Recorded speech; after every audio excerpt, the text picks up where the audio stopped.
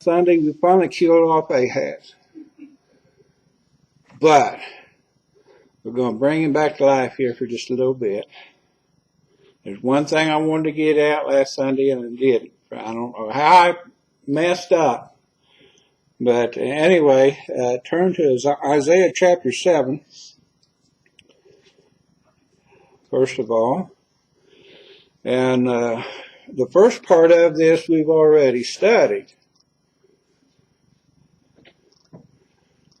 Isaiah chapter 7, beginning with verse 10, Moreover, the Lord spake again unto Ahaz, saying, Ask thee a sign of the Lord thy God, ask it either in the depths or in the heights above. But Ahaz said, I will not ask, neither will I tempt the Lord. So Ahaz is told by Isaiah, the word of the Lord says, Ask me a sign, prove me, let me show you that I am God. And he says, No, I will not ask, neither will I tempt the Lord. And this was not the reason he didn't, because he didn't want to hear from the Lord. And a lot of people are like that nowadays. Anyway, Isaiah went on and said in verse 13, And he said, Hear ye now, O house of David. It is a small thing for you to weary men, but will you weary my God also? So he said, You're trying my patience. You better be careful. You're trying God's patience too. So, what is God's answer to Ahaz about this? When he refuses to ask for a sign, any sign, whatever.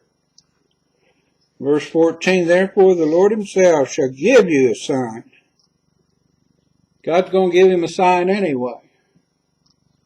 And the sign he gives him is something that we should rejoice about. Behold, the Lord himself shall give you a sign. Behold, a virgin shall conceive and bear a son, and shall call his name Emmanuel.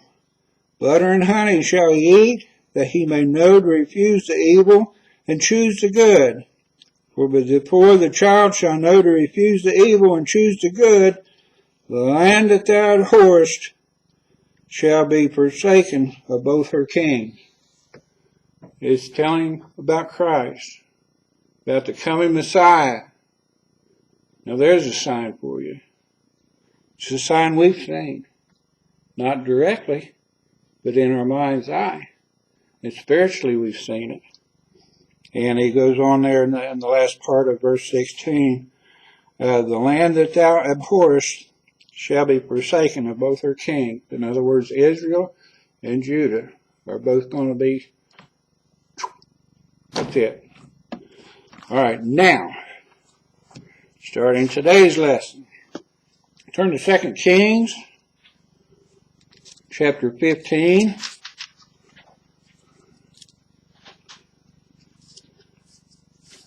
2 Kings chapter 15, verses 27 through 30.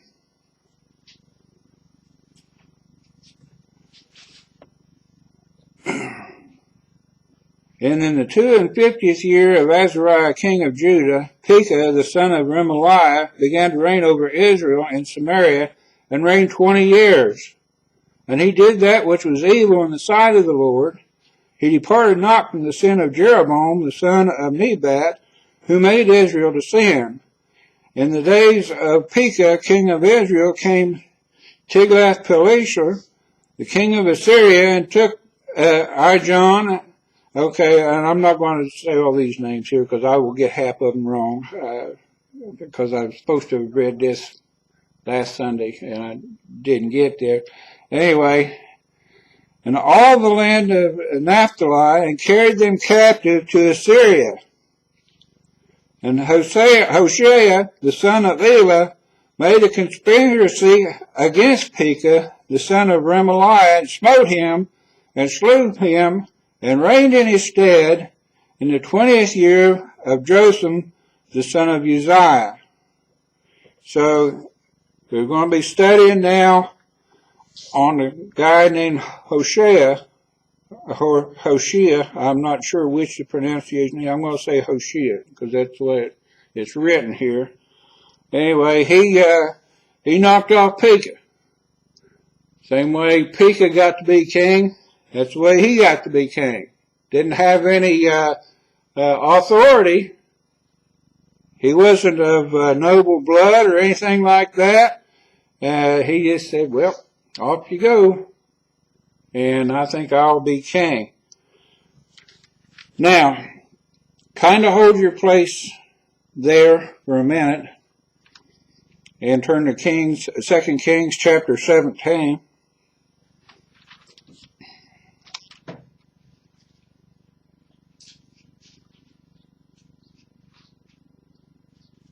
In verse 1, in the 12th year of Ahaz, king of Judah, began Hoshea, the son of Elah, to reign in Samaria over Israel 9 years. And he did that which was evil in the sight of the Lord, but not as the kings of Israel that were before him. Now, I don't know whether I should go into this too much, but Jotham, who is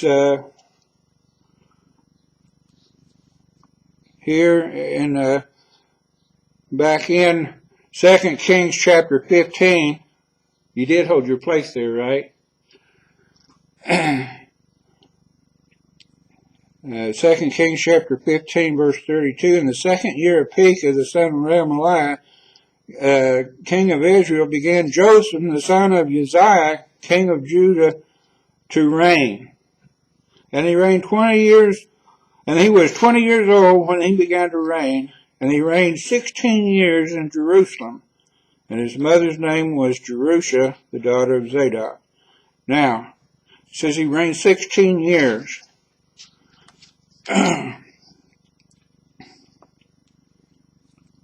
Now, the numbers don't add up. He would have begun to reign in the 20th year of Jotham, and Jotham only reigned for 16 years as full king. Now, Brother Gill says this was because he was viceroy. Now, I haven't found any place else where he's called viceroy, nowhere in the Bible at all. And none of the other people that I normally turn to, nobody has called him a viceroy. There was a time, apparently, when they reigned jointly. Him and Uzziah reigned jointly. And if that was for 4 years, then that would make the full 20 years. 16 years where he reigned by himself, and the 4 years he reigned along with his father Uzziah. Anyway, now we're back to Israel. Anyway, Hoshea, the son of Elah, this second part of verse 1 says, Hoshea, the son of Elah, to reign in Samaria over Israel 9 years, and he did that which was evil in the sight of the Lord. Okay, here we go again. Israel never had a good king. They had one that started off like he was going to be good, and then he went bad too. But all the other kings were bad from the get-go. And the last part of verse 2 says, but not as the kings of Israel that were before him. Okay, he wasn't quite as bad. Yeah, he was bad. He did all the things that the ones before him did, but not quite. Now, does that mean that he was a good king or anything like that? Well, no, not really. There was, okay, you remember the king of Assyria carried away a lot of the idols and things like that with them that were the gold and silver and things like that. So possibly he didn't have the idols to worship. Maybe it wasn't because he was better than the other ones. Maybe it was just because he couldn't, because he didn't have them. I don't know. But going from what we learn on about him as we go along here, he wasn't really better. He just wasn't as bad, And anyway, hopefully we'll find out a little bit more about him here. In verse 3, against him came up Shalmaneser, king of Assyria, and Hoshea became his servant and gave him presents. So he couldn't stand against the king of Assyria. And he became his servant. In other words, he was basically, he was still king, sort of, kind of. But he was just a figurehead. He was the servant of another king, the king of Assyria. And he gave him presents. Now, these weren't gifts. These were tribute money. He paid him to leave him alone, paid him to not hurt him. And anyway, he did this every year. And verse 4, and the king of Assyria found conspiracy in Hoshea. In other words, he found out that he was conspiring against him. Now, the last thing you want to do, if you're a servant of somebody, which Hoshea was, and you were to pay tribute, and you let the guy that you're paying tribute to find out that you're conspiring against him. You got something going here. We're going to rebel against him. And the next part here said, for he had sent messengers to So, king of Egypt. Now, So was the king of Egypt. Don't know anything else about him, just that his name was So and he was king of Egypt. Nothing else there. And he brought no present to the king of Assyria, as he had done year by year. In other words, he had let things slide a little bit here. Not only was he trying to make a pact with So, instead of going to the Lord, he's going to make a deal.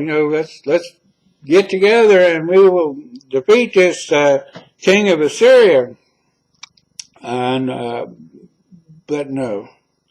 And he didn't pay his tribute, as he had done year by year, every year, just like he's supposed to. Good little servant. Therefore the king of Assyria shut him up and bound him in prison. So basically from this point on, while in name he was still king, basically he was just a prisoner of Assyria. Now verse 5,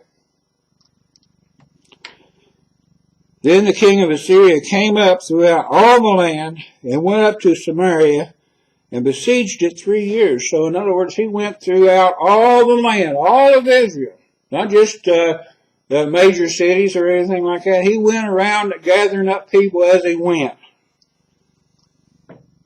And he went up to Samaria, went up to the capital city, the most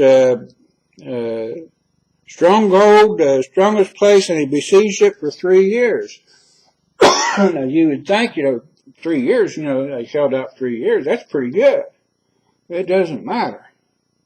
Once a city, usually, almost always, when a city comes under siege, the conclusion is already known. They're going to lose, unless the Lord intervenes. Now we understood last week, or maybe week before last, Ahaz. The Lord told him that they weren't going to be able to take the city, and they didn't take Jerusalem. They besieged it, but they couldn't take it. That's because the Lord intervened. In this case, the Lord did intervene, and they besieged it 3 years. In verse 6, in the 9th year of Hoshea, the king of Assyria took Samaria and carried Israel away into Assyria. Now we're going to stop right there, and we're going to, okay, after 3 years, it says in the 9th year of Hoshea, and this is the amount of time that he reigned, was 9 years. Remember that.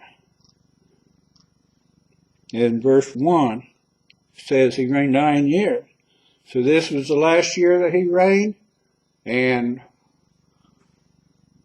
all of Israel.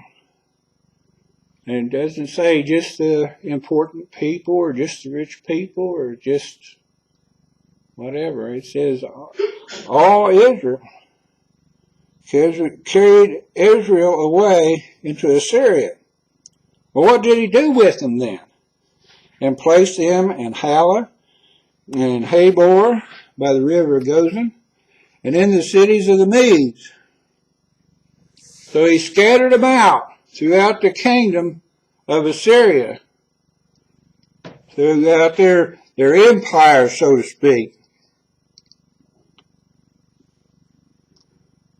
Verse 7, for so it was that the children of Israel had sinned against the Lord their God, which had brought them up out of the land of Egypt, from under the hand of Pharaoh, king of Egypt, and had feared other gods.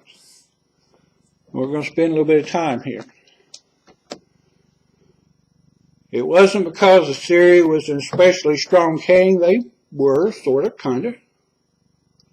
They're not going to stand long, though. But it was because that the children of Israel had sinned against the Lord their God. There's always a price to be paid for sin. In our case, those of us that know the Lord, our sin is paid for by the shed blood of Jesus Christ. These people here, these were the earthly chosen people. Now, no doubt there were some that were saved in this number. But, for the most part, these people didn't know the Lord, not as Savior, not as Lord. They knew Him as the one that took care of them in times past, when they did follow after the Lord. And they'd heard tell about Him. You ever notice how the longer you get away from the Lord, and this is one of the things that bothers me about this lockdown or lock up or whatever you want to call it, the longer people stay away from the house of the Lord, the easier it becomes. When I was in the hospital with my heart problems here a decade or so ago, I don't know how long ago it's been, a while ago. And when I got out, and I was really weak, and I can't go. I can't go. And every Sunday, every Wednesday, every Sunday evening, it got to be easier to just stay home. And at the time, we didn't have the internet type thing. We had a radio broadcast. One time, it was just on Sunday morning. So Wednesday night and Sunday night, there was nothing for me to listen to. And Sunday morning, there was a radio broadcast. And that was it. One time a week. We need to be in the Lord's house every time the doors are open, unless we're providentially hindered. Now, how do you know if you're providentially hindered? If you think you can go, you need to go. And it just came to the point in my instance where I said, I gotta go. I gotta go. I can't stay away any longer. And it was almost a year, maybe even a little bit longer than that I was out of the house of the Lord. So here are these people. They sinned against the Lord. They weren't following after the Lord. They were following strange gods and doing things that they shouldn't do. But they sinned against the Lord their God, which had brought them up out of the land of Egypt, from under the hand of Pharaoh, king of Egypt, and had feared other gods. Now, turn to Exodus chapter 20. Hold your place here. We're coming back. And probably the biggest part of you know where we're turning.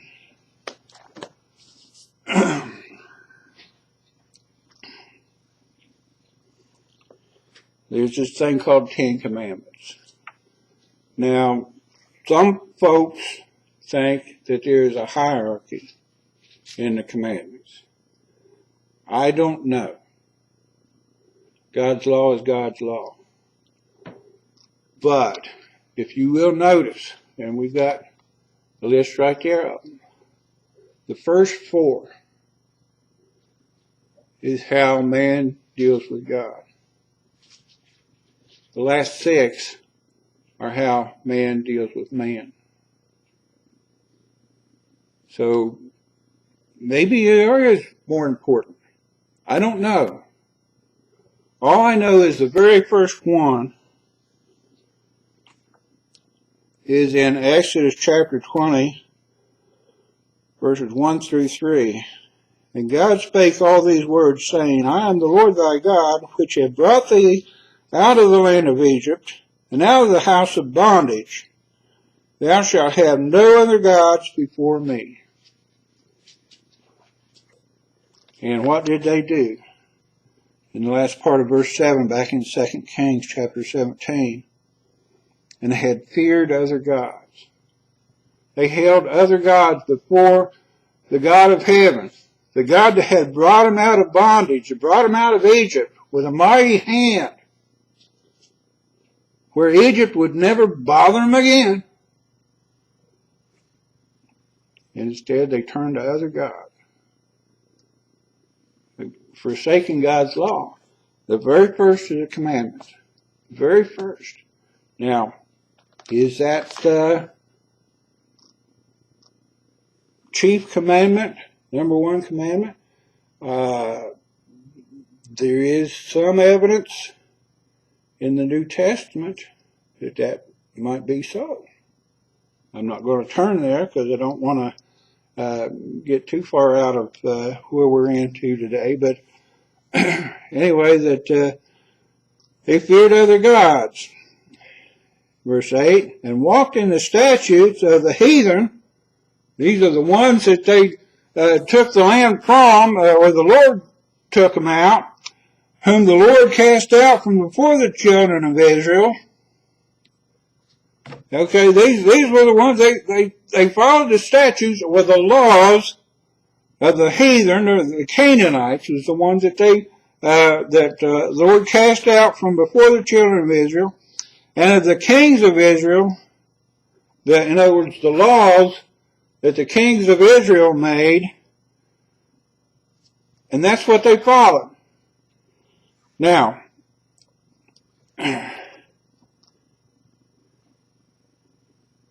king's laws, what was, well, the first one was the worship of the calves. And if you will check of the kings of the kingdom of Israel, every king since Jeroboam, the first king of Israel after the kingdom was divided, ever since then, every king had worshipped the calves.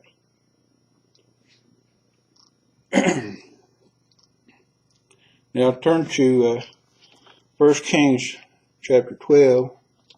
Hold your place here.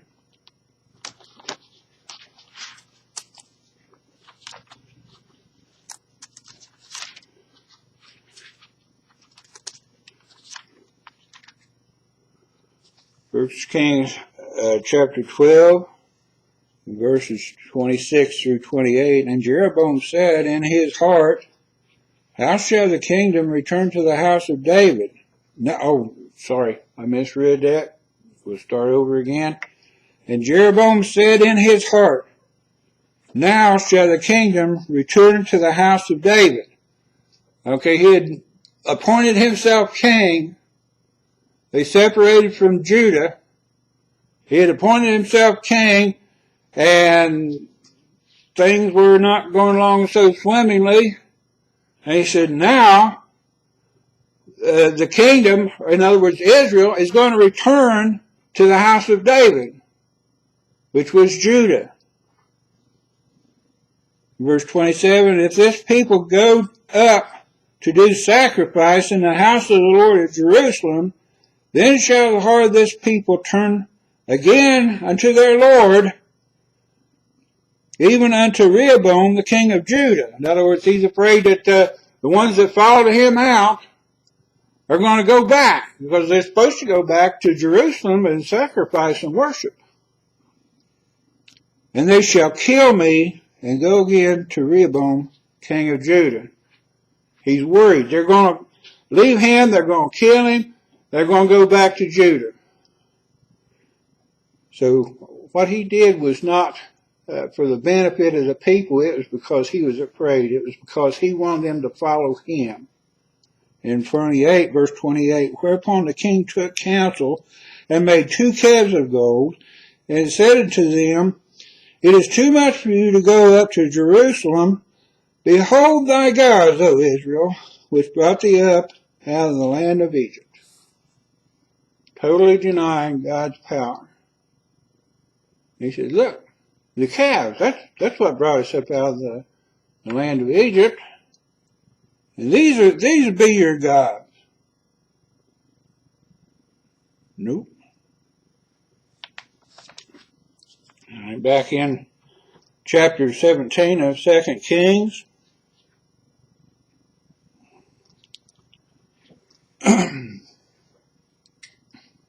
Verse 9, and the children of Israel did secretly those things that were not right against the Lord their God. And they built them high places in all their cities, from the tower of the watchman to the fenced city. Now, you notice here it says they did secretly. Why? I think partly because they were maybe a little bit ashamed. Look at all the Lord had done for them. And they knew. I mean, the fathers before them and all down, the Jews don't forget anything. They write it all down. They have things, they can tell you what happened on Saturday 5 million years ago. Well, there was no 5 million years ago. But all this stuff they knew about. They had records. They'd been brought out of Egypt with God, by God. And so here they are. They did secretly those things that were not right against the Lord their God. Now, I didn't get a chance to, but I was going to listen to it again. Brother Sam Wilson, he preached a message in the virtual conference about the omnipresence of God. In other words, he's everywhere. You can't hide from him. No matter where you go, God is already there. You can't hide in the closet. You can't hide under the bed. You can't hide from God. He knows where you're at and what you're doing every second, every nanosecond. If there's something shorter than a nanosecond, he knows that too. He knows everything that you do. And they built them high places in all their cities. Before they had mostly built the high places around the major cities and everything like that. But now it says they built high places in all their cities. Wow, that's a lot of high places, isn't it? This was something that they were, the high places were done away with.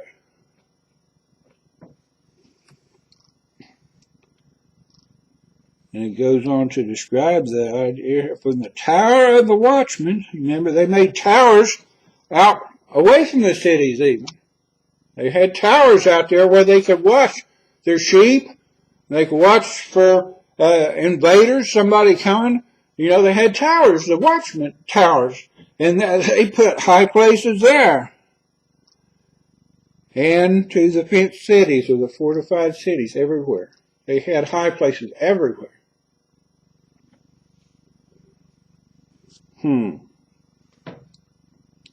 Verse 10, they set them up images and groves in every high hill and under every green tree. In other words, everywhere they could think of, they put stuff out there like this. And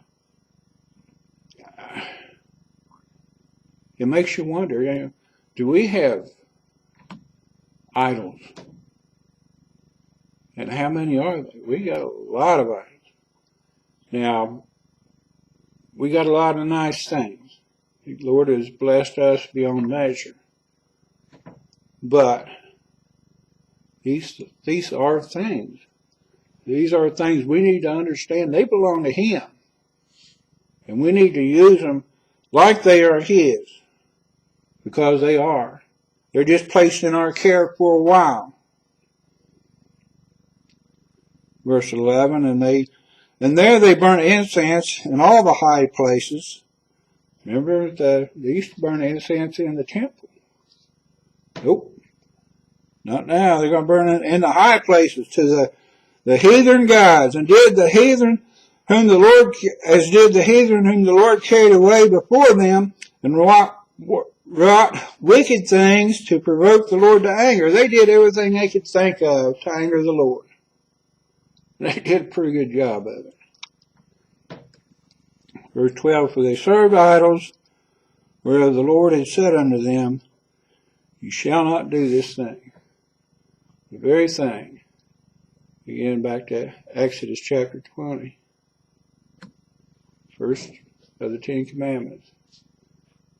Shall have no other gods before me. We're going to stop there.